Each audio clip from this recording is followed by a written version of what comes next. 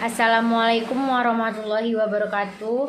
Perkenalkan, nama saya Helin Putri Ayu Agustin, NPM 2121020196. Saya Indri Sopianti, NPM 2121020201. Saya Hacila Ratu Balkis Morila, NPM 2121020194. Saya Ira Kumala Putri, NPM 2121020203. Kami dari kelompok 3 ingin mempresentasikan hasil makalah kami yang berjudul Sumber Hukum Islam. Pengertian sumber hukum Islam adalah masyadir al-ahkam al-syari'i, yang berarti dalil-dalil syari'i yang digunakan untuk mengistinbatkan hukum syari'i al-Zuhaili. Istilah ini hanya digunakan dalam sebagian literatur hukum Islam kontemporer.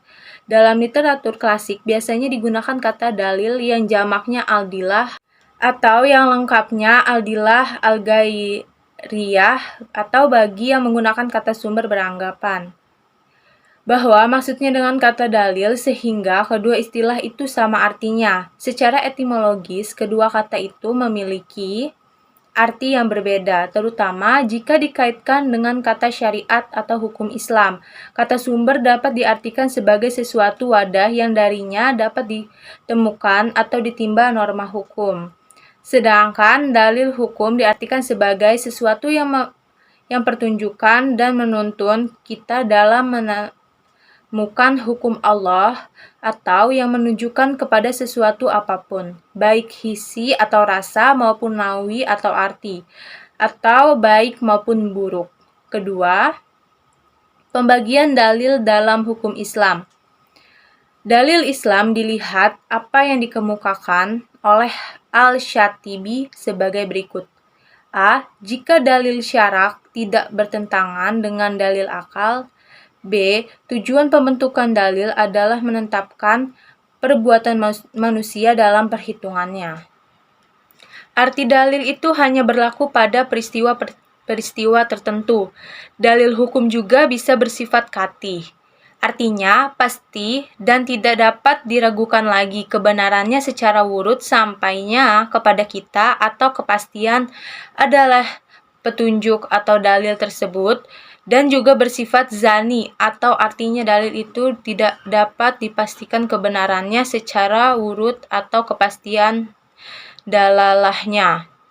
Kedua, dalil atau qat'i dan zani ini memiliki yang berbeda. Menentukan dalil ke dalam dua kategori inilah yang membentuk salah satu sebab munculnya perbedaan dapat timbulnya mazhab di kalangan umat Islam mengenal hukum, terutama fikih Islam. Dari persyaratan Al-Syatibi tersebut juga dapat ditentukan adanya dua dalil, yaitu dalil nakli dan dalil akli.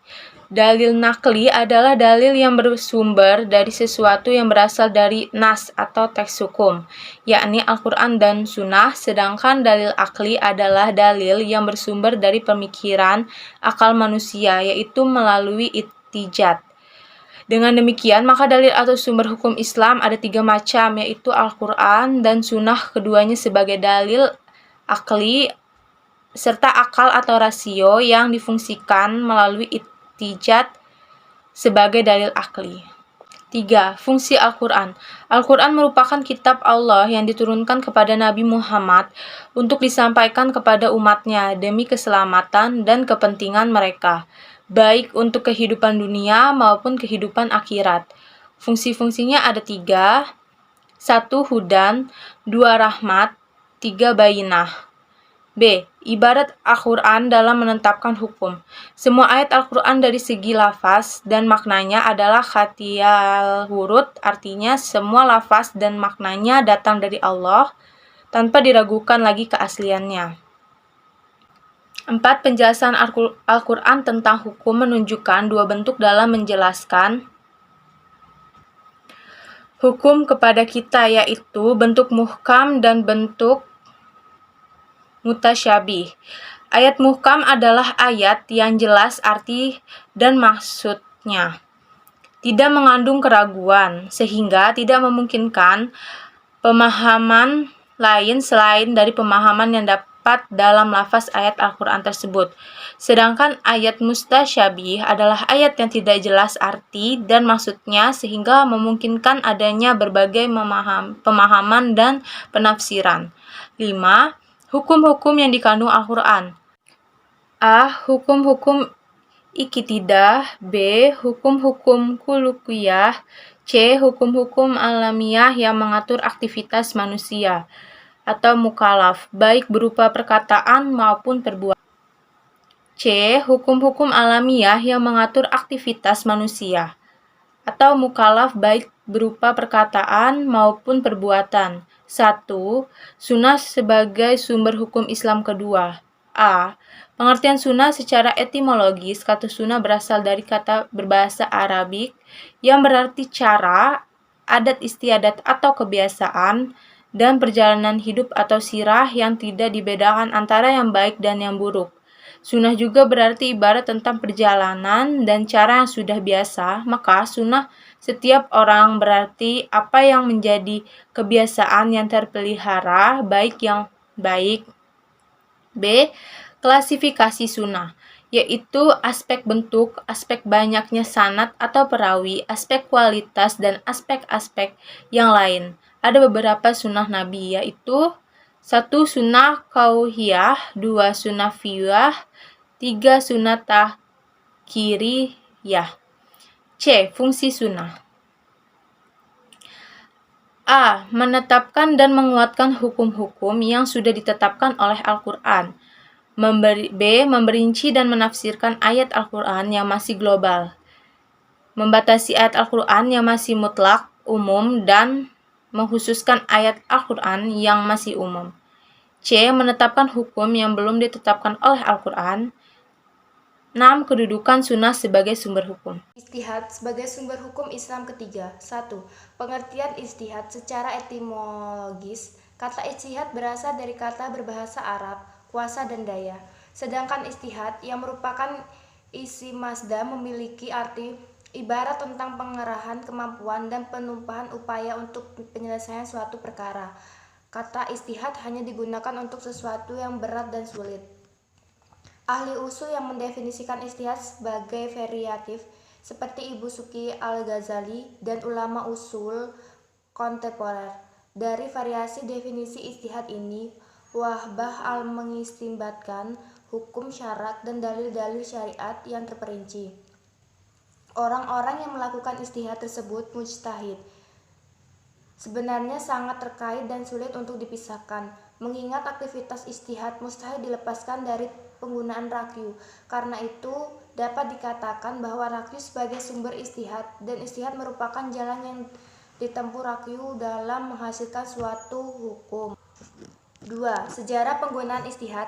Kata ijtihad pada periode awal menurut Ahmad Hasan dipergunakan dalam pengertian yang lebih sempit dan lebih khusus daripada yang dipergunakan pada masa Asy-Syafi'i dan masa sesudahnya. Menurutnya, istilah ijtihad mengandung arti pertimbangan bijaksana yang adil atau pendapat seseorang ahli. Penggunaan kata ijtihad sebelumnya sudah terjadi pada masa Nabi SAW. Nabi sering melakukan ijtihad tentang suatu masalah pada masa ketika tidak didapati ketentuannya dalam Al-Quran. Ijtihad pada Nabi sudah dilakukan oleh sahabat. Contoh yang sangat jelas dapat dilihat dalam hadis Mu'adz sebagaimana sudah dijelaskan di atas. Dari hadis itu terlihat bahwa Nabi memberikan penghargaan kepada Mu'adz yang akan menempuh cara ijtihad ketika tidak menemukan aturan hukum suatu masalah dalam Al-Quran dan Sunnah. 3. Dasar penggunaan ijtihad. Dasar hukum dibolehkan ijtihad adalah Al-Quran, Sunnah, dan logika. Ayat Al-Quran yang dijadikan dasar bolehnya ijtihad adalah untuk taat kepada Allah, Al-Quran sebagai sumber hukum, taat kepada Rasulnya. Dengan menjadikan Al-Quran sebagai sumber hukum, taat kepada Rasulnya, serta perintah untuk mengembalikannya, persoalan yang diperselisihkan kepada Al-Quran dan Sunnah terkandung makna adanya perintah untuk melakukan ijtihad. 4. Persyaratan melakukan ijtihad. Semua orang boleh menjadi mujtahid atau melakukan ijtihad jika terpenuhi persyaratannya. Jika persyaratannya yang dituntut tidak terpenuhi, maka ijtihad tidak boleh dilakukan. Para ulama berbeda pendapat dalam menentukan kriteria atau ketentuan bagi siapa saja yang melakukan ijtihad. Secara umum, persyaratan menjadi mujtahid ini dikelompokkan menjadi dua, yakni persyaratan terkait dengan kepribadian mujtahid dan persyaratan hal, yaitu satu, syarat umum yang harus dimiliki secara mujtahid adalah balik dan berakal. Dua, syarat khusus adalah memiliki keimanan yang utuh, yakni iman kepada Allah dan hukum-hukum yang tetapkannya dalam Al-Quran, serta iman kepada Nabi yang bertugas sebagai penyampaian dan penjelasan hukum-hukum kepada manusia. Adapun persyaratan yang terkait dengan kemampuan seorang mujtahid dalam melakukan ijtihad dapat dijelaskan sebagai berikut. A. Menguasai ilmu alat yang dalam hal ini adalah bahasa Arab serta ilmunya. Menguasai ayat-ayat Al-Quran yang merupakan sumber pokok hukum Islam, terutama ayat-ayat hukumnya. C. Menguasai sunnah atau hadis Nabi yang terkait dalam hukum. D. Mengetahui naskah dan masku dalam Al-Quran dan sunnah. E. Mengetahui jima ulama dan tempat-tempatnya sehingga tidak mengeluarkan fatwa yang bertentangan dengan jima tersebut. Mengetahui maqasid al-syariah. H. Mengetahui usul fikih. I. Mengetahui ilmu pengetahuan dan teknologi. 5. Lapangan ijtihad. Ijtihad dapat dilakukan terhadap masalah yang tidak jelas ketentuan hukumnya dalam Al-Quran dan Sunnah. Kalau diperinci lebih lanjut, masalah-masalah yang dapat diijtihadkan adalah sebagai berikut. Masalah yang ditegaskan hukumnya dalam nas, masalah yang tunjuk oleh nas yang zani, masalah baru yang belum diijmakan, masalah yang diketahui ilat hukumnya. Dari ketentuan di atas, jelaslah bahwa ijtihad hanya diterapkan dalam masalah-masalah tertentu saja. 6. Metode-metode ijtihad dalam melakukan ijtihad. Seorang mujtahid menempuh sesuatu cara atau metode yang digunakan untuk menemukan hukum yang dicarinya. Metode ijtihad yang disepakati ada dua, yaitu imja dan qiyas. Sedangkan metode lainnya tidak terjadi perbedaan pendapat di kalangan para ahli hukum Islam mengenai berlakunya imja. Mayoritas dari mereka mengakui keabsahan imja dalam setiap generasi, dan sekelompok lagi menentang pendapat itu dan menyatakan bahwa hanya kesepakatan para sahabat saja yang sah. Tetapi pada perkembangan selanjutnya hingga sekarang sangatlah sulit untuk mewujudkan di berbagai tempat yang berjauhan.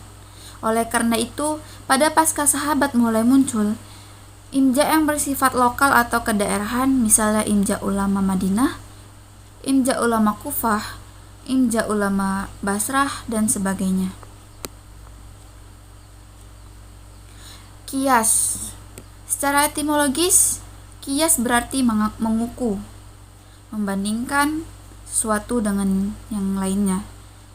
Sedangkan secara termologis, fungsi qiyas adalah untuk menemukan sebab atau ilat hukum yang diwahyukan untuk dikembangkan ke dalam kasus yang serupa.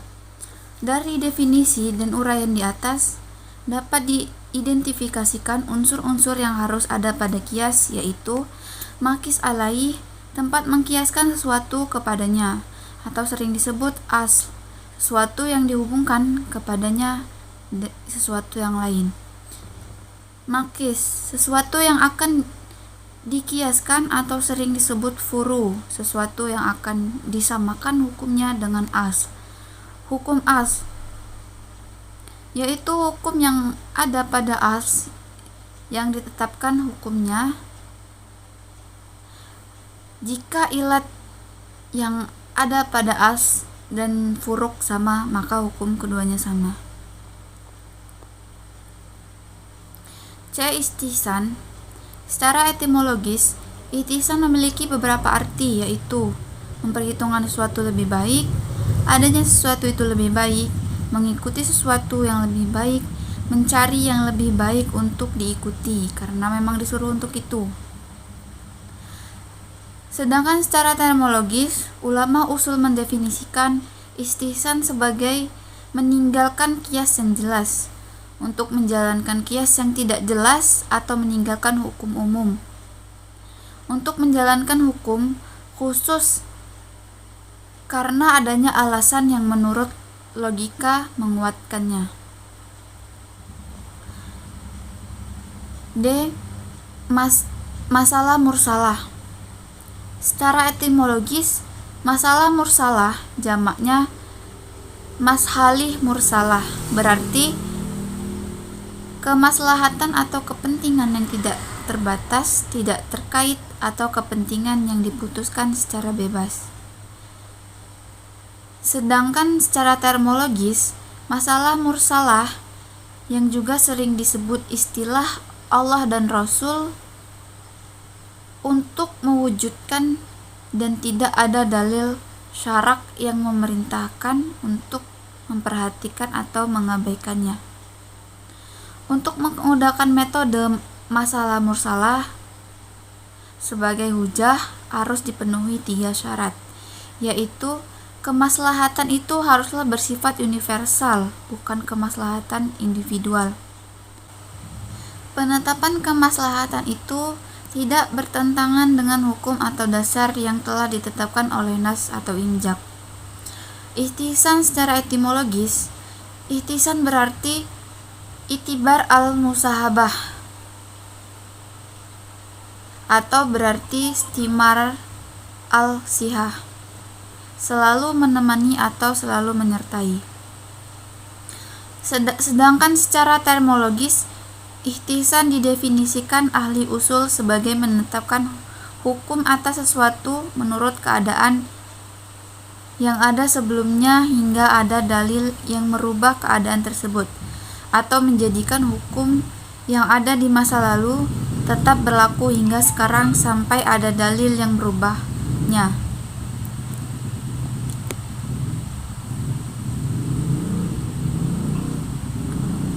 Urf secara etimologis, urf berarti sesuatu yang dikenal, sedangkan secara termologis urf berarti sesuatu yang dikenal dan tetap dibiasakan manusia, baik berupa perkataan, perbuatan, atau meninggalkan sesuatu.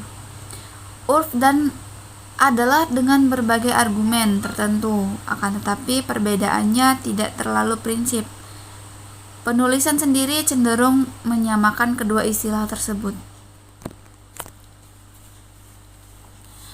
Contoh pertentangan antar dalil ini dapat dilihat dalam surat Al-Baqarah ayat 240 dan Al-Baqarah ayat 234, yang artinya orang-orang yang meninggalkan di antaramu dan meninggalkan istri-istri hendaklah berwasiat bagi istri-istri mereka untuk bersenang-senang selama setahun. Dan orang-orang yang meninggal di antaramu dan meninggalkan istri-istri hendaklah istri-istri itu menahan diri selama 4 bulan 10 hari. Perbedaan pendapat antara dua kelompok ini sebenarnya tidaklah terlalu prinsip, karena meskipun argumen yang dikemukakan berbeda, tapi secara prinsip sama. Keduanya sama-sama menghendaki berlakunya dalil qat' dan meninggalkan dalil zani. Jika keduanya dalil itu bertentangan, untuk menyelesaikan terjadinya pertentangan antara dua dalil hukum, para ahli usul fikih bertolak dari kaidah atau prinsip, yang artinya mengamalkan dua dalil yang bertentangan. Secara terminologis ada beberapa pemahaman tentang sunnah. Ada sunnah yang dipahami oleh ahli fikih, ahli usul fikih, dan ahli hadis. Yang dimaksud sunnah di sini adalah sunnah seperti yang dipahami oleh ahli hadis, yaitu yang identik dengan hadis. Menurut ahli hadis, sunnah berarti sesuatu yang berasal dari Nabi Shallallahu Alaihi Wasallam, yang berupa perkataan, perbuatan, penetapan, sifat, dan perjalanan hidup beliau, baik pada waktu sebelum diutus menjadi nabi maupun sesudahnya. Di kalangan ulama ada yang membedakan sunnah dengan hadis, terutama Karen Weiss. Secara etimologis kedua kata itu memang beda. Hadis lebih banyak merujuk kepada ucapan-ucapan Nabi Shallallahu Alaihi Wasallam, sedangkan sunnah lebih banyak tertuju kepada perbuatan dan tindakan Nabi Shallallahu Alaihi Wasallam yang sudah menjadi tradisi yang dipelihara dalam agama. 2. Klasifikasi sunnah. Klasifikasi sunnah bisa ditinjau dari berbagai aspek, yaitu aspek bentuk, aspek banyaknya sanad atau perawi, aspek kualitas, dan ahli hadis. Tinjauan dari aspek lain tidak dijelaskan secara rinci. Dilihat dari segi bentuknya, sunnah Nabi bisa berbentuk perkataan Nabi atau sunnah kauliyah, perbuatan Nabi, sunnah fi'liyah, dan penetapan Nabi atas perbuatan sahabat atau sunnah takriliyah. A. Sunnah kauliyah. Sunnah kauliyah adalah ucapan Nabi yang didengar oleh para sahabat dan disampaikan kepada orang lain. Sebagai contoh, Nabi bersabda, yang artinya hanya perbuatan-perbuatan itu tergantung kepada niat dan setiap orang hanya akan memperoleh apa yang diniatkannya. Bukhari dan Muslim. Sunnah kauliyah adalah perkataan Nabi yang didengar dan dinukis sahabat selain Al-Quran. Menurut lahirnya Al-Quran dan sunnah sama-sama berasal dari perkataan Nabi. Untuk membedakannya, Nabi selalu menegaskan apa yang diucapkannya adalah Al-Quran atau tidak. Dalam menyampaikan Al-Quran, Nabi memberikan penekanan yang khusus. Misalnya, tidak boleh berbeda lafaznya, diperintahkan untuk dihafal dan dicatat, sedang untuk sunnah tidak demikian. Sunnah fi'liyah adalah perbuatan Nabi Shallallahu Alaihi Wasallam yang dilihat para sahabat kemudian disampaikan kepada orang lain dengan ucapan mereka. Umpamanya, sahabat Jarir berkata, konon Rasulullah Shallallahu Alaihi Wasallam bersembayang di atas kendaraan dengan menghadap kiblat. Menurut kendaraan itu menghadap, apabila beliau hendak bersembahyang fardu, beliau turun lalu menghadap kiblat. Hadis riwayat Al-Bukhari.